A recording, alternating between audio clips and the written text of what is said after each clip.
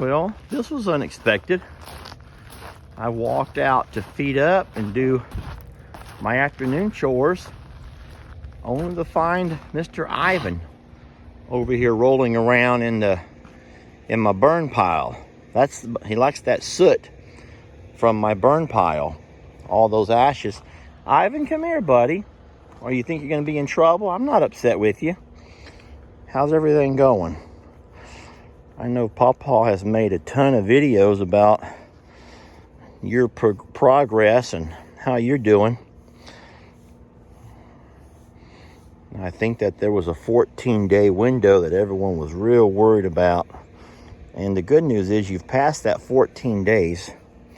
So I believe, even though you look a little stiff, I think you're in the clear now. Even though you're still walking kind of silly.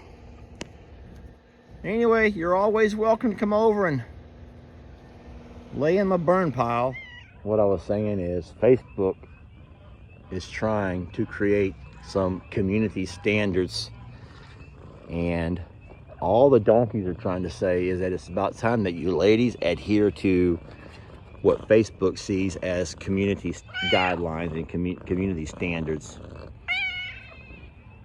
and stop exploiting shirtless Jake and making him feel like he has to be without a shirt in order to make a video.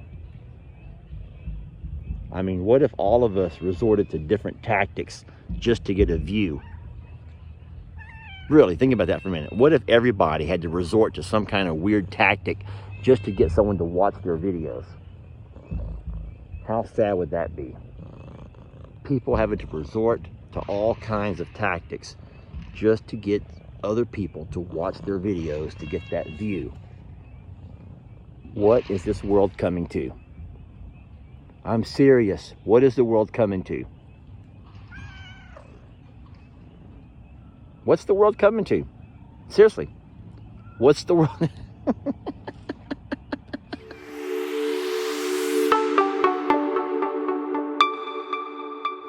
And there goes Ivan. He just come by to visit and let everyone know he's doing good.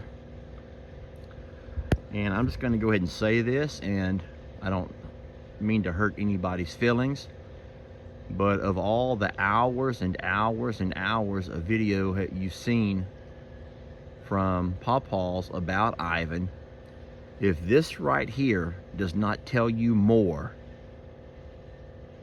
by the fact of him walking all the way from his house along with his little friend goat, if he walks all the way over here, passes by our cows and horses and donkeys, comes over and rolls around in my burn pile, if that by itself doesn't tell you more about how Ivan is feeling. So I've always felt that way, as actions speak louder than words. And so it's one thing to tell everybody how somebody's doing, but when you can capture a moment like that, then I believe that we can put all of the how's Ivan, I worry so much about Ivan, I've been praying so much for Ivan. That's real sweet of you all to feel that way about my dad's little donkey, but we can put that to rest, because Ivan is obviously doing really good. He's feeling good, or he would not be up and about, walking over, now running around a pasture, if he wasn't feeling really good. He's actually up and playing with his little goat friend. Yeah, I think that Ivan's gonna be fine. I want to show you something real sad that I saw today. I did not get it on video, but I saw it with my own eyes. And I've seen this 100 times through my lifetime. But I honestly, I do not know a way to stop it from happening. So let's count together. 1, 2, 3, 4, 5, 6, 7, 8, 9, 10, 11, 12, 13. So you can see the 13 little ducks. Now I want to go show you something over here in the front yard. First, though, I have Brienne stopping by for some reason. Where's your jacket or your sweater? It's cold out here. I wasn't cold because I just got out of the shower. Well, that's even worse, Bree. Did you need help with something? No, I just came down to see everybody. Oh, okay, well, help yourself. I'm gonna go, I'm making a sad video. I know. Yeah, Bree, we are losing ducklings like crazy. And I will go ahead and just tell you, because I think that I've made enough videos that you have seen these. Guys, there's hawks everywhere. We call them chicken hawks. You know, hawks. And now, of course, I don't see any now that I'm making my video, but they sit up in these trees. They sit there along the fence line, and every chance they get, they will swoop down and they'll pick up usually a little chick. But our chickens have been so smart, they've been staying right there at the barn, which keeps them safer. So today I'd come out, I'm embarrassed about this. I'd brought some trash out on the front porch that I was gonna take around back, and I'm seeing that mama duck, and she's bringing all her babies out. And they kind of, you've seen them in our videos, they walk across the yard real cute. Guys, in the corner of my eye, I spotted something in the corner of my eye that made me look up, and it came from right over here, I think in this big gray tree here. Something just swooped down, and I had to do double take, and it picked it up right here. It wasn't the first in line, it wasn't the last one in line, but it was one of the babies in line. And that baby squawked and kicked a little bit. The mom come running, everyone else just scattered. And off it went, off across into the distance there. And that has happened so many times. It's very, very sad. And I went inside and I was telling Jamie about it.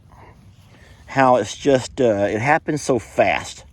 You know, it happens so darn fast. And there's nothing you can really do. It's a part of life. Obviously, you all know this. But, you know, these chicken hawks, they don't mess with just anything. They wait until they find something they can pick up and handle and kill pretty easily. And so whenever they find a young chicken, or in this case, a little duck, a little duckling, they sure will snatch them up. See, they don't come down and mess with the big ducks. They don't mess with the geese, obviously. They look for the little things. This is one of the afternoon jobs that we still don't make Jake do. This is the water trough that's around the front of the house. It's right outside our glass door, so we pretty much keep it changed out throughout the day. And it's always cute whenever we take time to come over here and empty it out and refill it. It never fails that somebody will walk up, not because they're thirsty.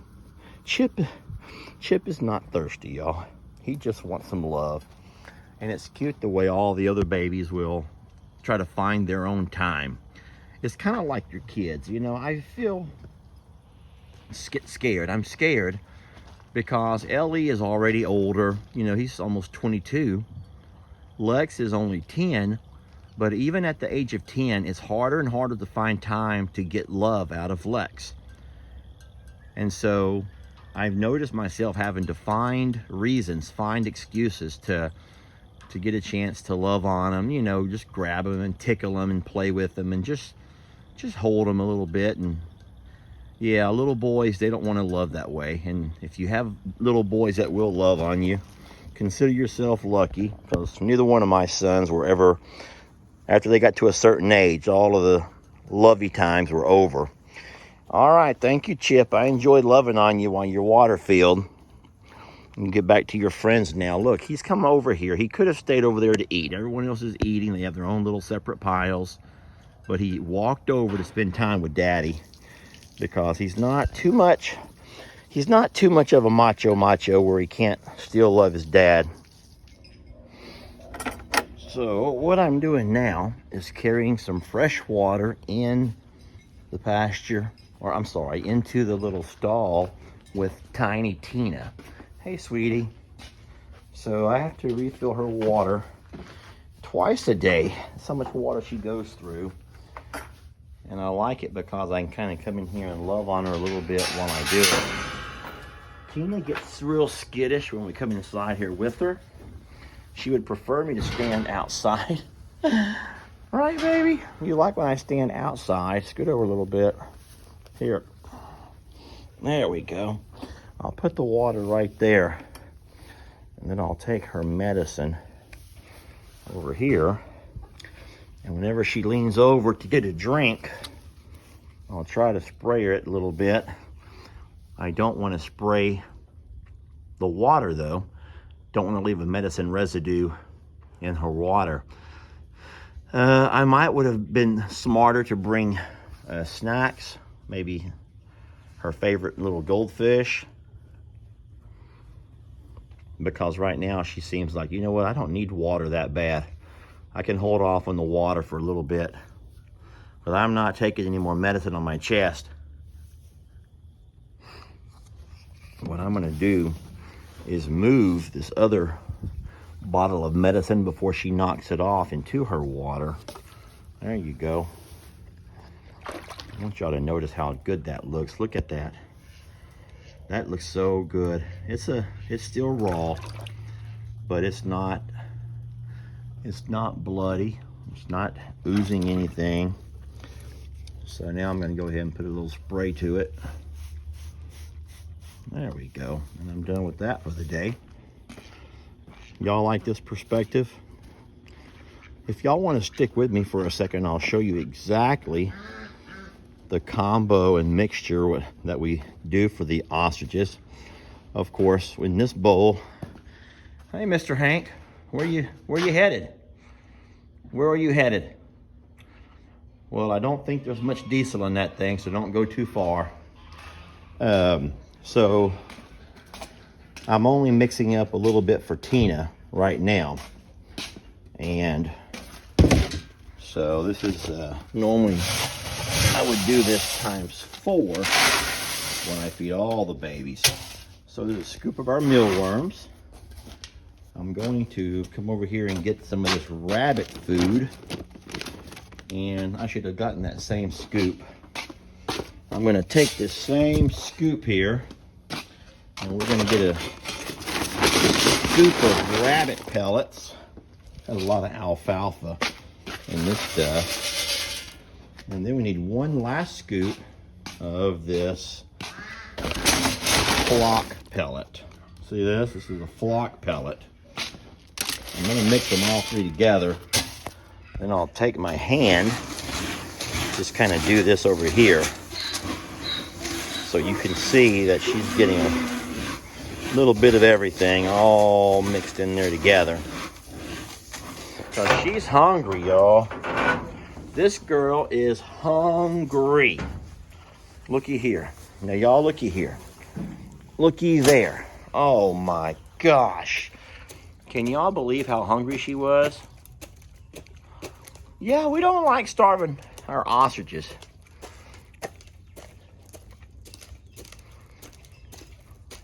So sometimes I imagine that she's actually trying to peck out certain things from her feed. I really can't tell exactly what she's pecking at, but I mixed it up really good, so I really don't know if it's the alfalfa, if it's the mealworms, or if it's the flock pellets.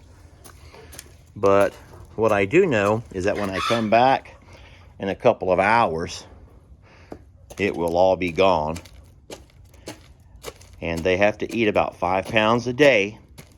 And that's about 5 pounds right there. So I know she's getting plenty.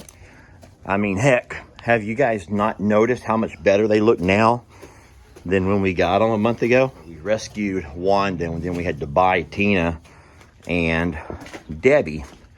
And he reached out, and in kind of an embarrassing way, he told us how good they looked and how no, he's just said, y'all are doing it right. Whatever y'all are doing, you're doing it right. I'm doing the exact same thing he told me to do. The only difference is, whereas he had 700 ostrich, and when she required, obviously not near the one-on-one. I'm sorry, guys. I was trying to have a real conversation with real people, real friends of mine, and that's what happens right there. That's what happens right there. And so, sorry, but there will be nothing real about this conversation. I'm just gonna turn and walk away. I'm just gonna turn and walk away, because sometimes that's all you can do. At times like this, you just turn and walk away, because why sit here and have all that mess come right at you? Because they're not gonna quiet down any. They're gonna sneak up on me like they're trying to circle around me, and then all of a sudden they're just going to go crazy. And I'm not in the mood for it. See, I'm not in the mood for that, so I'm just gonna walk away. Sorry, Cornholio, but I'm walking away. I'm making my exit. And if you're the one who keeps driving my tractor around at night, running all the diesel out, and that shouldn't, we're gonna put a stop to that. Because I can put diesel in this thing, and by the next morning all my diesel's gone, and I have a feeling that it might be someone going on joyrides. That's exactly what I think you should do, is jump on down. This is the part that you're all gonna freak out about. You're gonna ask me, Lester, why are they eating off the ground? Okay, so number one, animals in nature eat off the ground. But number two, I'm trying to get them to learn to come inside the barn to eat. Remember how we had that cold rain, that little flood, and these guys were all so scared to come inside here. So that's why I'm actually pulling their feet onto the floor. I should have come by and swept first, but they're all here and they're ready to eat. So I'm not gonna worry about that right now. I'm just gonna make sure that I get me 3 nice piles, and so they can come by and nibble them up. There we go. That's what they need right there. So I will walk out. Tina's gonna stand there and watch them. That gives her a chance to kind of interact with them as well. All right, so let me explain that again, because this is probably gonna be a big question mark in a lot of your heads. You're wondering, why am I feeding the ostriches here inside the barn? This is our little loading chute, our loading and unloading chute. Did y'all see Carl just bully his way right through those ladies? I am not condoning that, Carl. And your foot is right in Debbie's plate. I didn't really think about that, did I? I did not really think about that before I poured it out like that. I just, I want to make sure that all 3 of these guys are not scared to come inside the barn. And listen, it's scary in here. Let me tell you what's so scary. That right there. There's a turkey, a big ass turkey right there. And so what happens in here in the afternoon times is all these chickens start coming in here, deciding on where they're gonna roost for the night. Nate, who is the barn leader, starts screaming and hollering and yelling. And so everybody else, like these guys, are just terrified. You do hear this, right? You do hear all of this. And this is scary. So I want these guys to learn that the barn does not have to be a scary place, that no matter what's going on up in the rafters or over here on the four-wheelers or anything else going on in this barn here, is nothing that they should be worried about. Because they don't have to be. A lot of flapping going on and stuff like that. But I want them to learn just to carry on. And then what we're hoping is that the next time it does come one of those downpours, especially if it's cold weather, then they have a place they can come to get out of the wet. I think I told you guys that the place that we got the ostrich from, they didn't have any shelters. They had none. There was no shelters from the place we got Carl, and there was no shelters from the place we got the 3 ladies. Now here's something else that might be quite spooky. All of a sudden, Voodoo and Bucky's walk up like they run the place. And they're sitting there peeping their little eyes between the cracks. Looks like some kind of haunted, it's a show you might see on TV, some kind of creepy show or a movie. Yeah, look, if that's not the creepiest thing right there. And how can anyone concentrate? How can anyone concentrate with those creepy eyes looking at you? And that's what they do. They walk in here with their creepy little eyes and they start peeping between the boards. And then you have all these chickens who are peeping down at you. Come over here. This is so stupid, Jamie. What? I'm looking at how dumb this is, how I'm trying to earn the trust of the ostrich, but all these creepy little eyes are poking and peeping through every little crack and crevice. You got chickens and their little creepy eyes, and you got the horses with their little creepy eyes. And poor Carl, he just doesn't get all the little creepy eyes. He's creeped out by all the eyes, and I don't blame him. Well, Tina's mad. Look what you did to her. Tina's upset because there's goldfish in here, and she didn't get any goldfish in her meal. But what no one understands is that Tina's already had plenty of goldfish today. She just eats them immediately. Why is this chicken looking at me all creepy now? Well, this is pretty cool. I come down to check the mail, and I have something for Tex Morrow. Something for Tex Morrow. So, guys, I'm sorry, but this here deserves to be opened now. This stuff like this can't wait. This is for Tex. So I'll just flip the old camera around and we will get right into this one. Yeah, I don't mean this in a mean way, but there's some things that just can't be put off until the next gift and goodies. And anything that comes for Tex needs to be opened immediately. Oh, I'm going to be in so much trouble for this one. I'm going to put it on and make you read it off of my chest so as I don't have to read it for you. Because if I read this, I promise you, the censors, the folks that censor things over at Facebook and probably YouTube are not going to be very happy with me. And that's how you get strikes on your page. So, okay. Now I know you're having to read it in reverse. So put on your, you can do this, folks.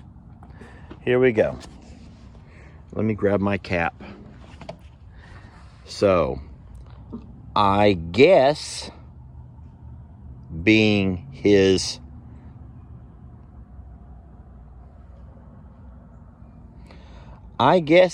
beep wasn't good enough.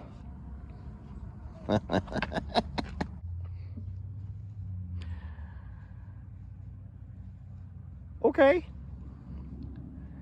I guess being his, you know what, wasn't good enough.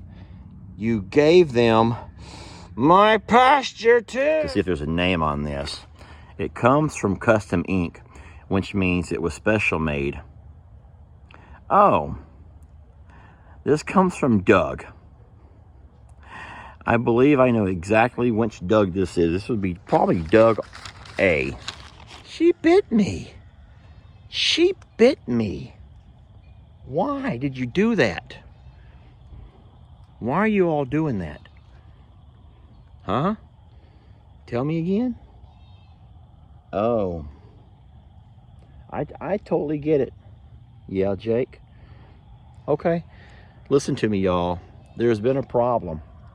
The ladies here don't like the way that Jake has been walking around with his shirt off trying to flex. They don't like that kind of stuff. They want Jake to kind of learn to grow up, put a shirt on, and be a man. And don't have to try to walk around shirtless Jake. I'm going to talk to him about it. Y'all want to come with me? I guess we're all going to go up and talk to Jake about his... It's time for him to grow up. And the ladies on this page are mature enough to where you don't need to be swooning or swooned over a 26, 27-year-old. No, and I think that the donkeys here are trying to tell you, remind you that you're ladies and that we should think more highly of ourselves than to get all, oh my God, it's shirtless Jake, it's shirtless Jake. Jake. Oh my God, another shirtless Jake video, and he's shirtless. It's wintertime, y'all. It's wintertime. And you, because of all these goo-goo eyes that you give, have gotten that poor kid the darn pneumonia. You have given that kid the pneumonia because you make him think that you'll only watch his materials if he has no shirt on.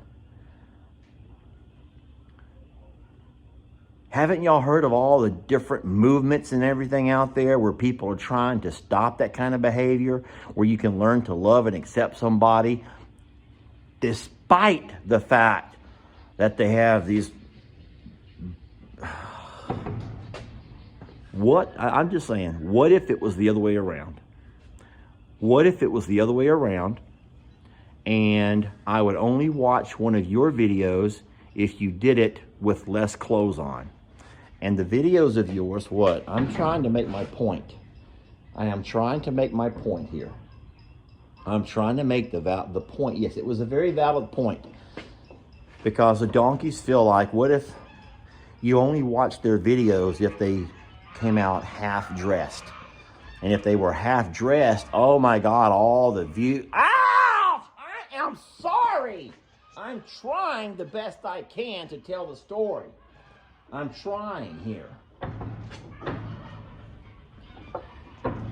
Yeah, how would you feel if the videos that you put out only had half as many views if you were dressed? Yet you take off half of your clothes and all of a sudden your views double and even triple.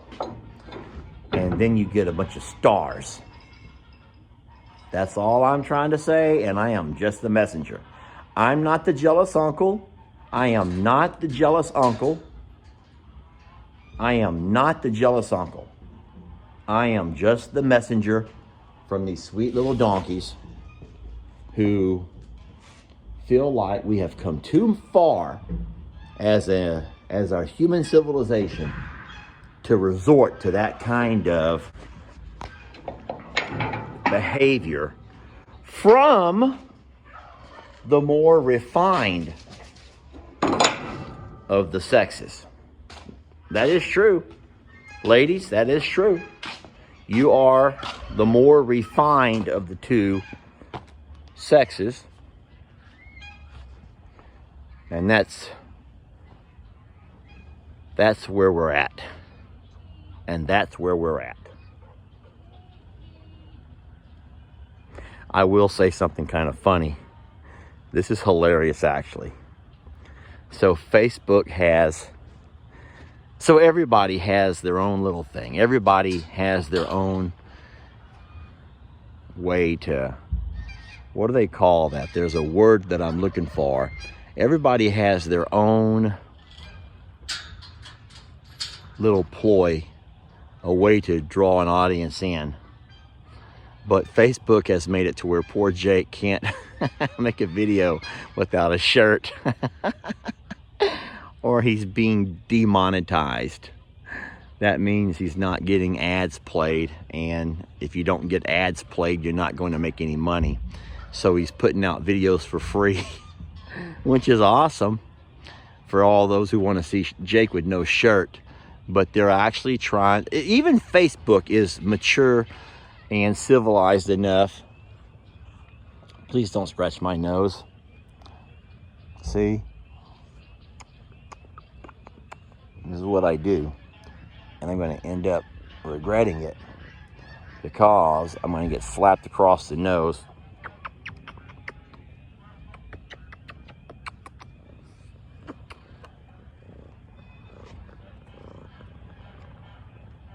There we go. I'm a cat lover. I do love you, baby, but I was making a video, and I don't think many people want to see videos of Lester snuggling with his kitty. Please be careful up there, because we see what happens to my nose when you're not careful.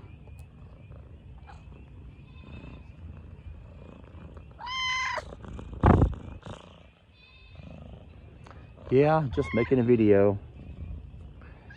Don't worry about me, guys. I'm just sitting here making a video. I'm good.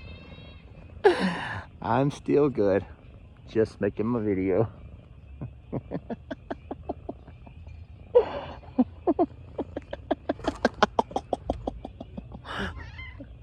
I'm sorry. Just me and my cat.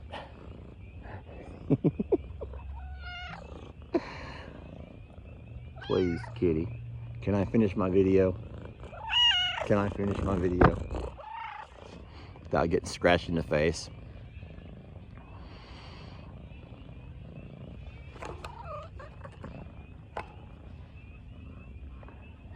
What I was saying is Facebook is trying to create some community standards, and all the donkeys are trying to say is that it's about time that you ladies adhere to what Facebook sees as community guidelines and community standards,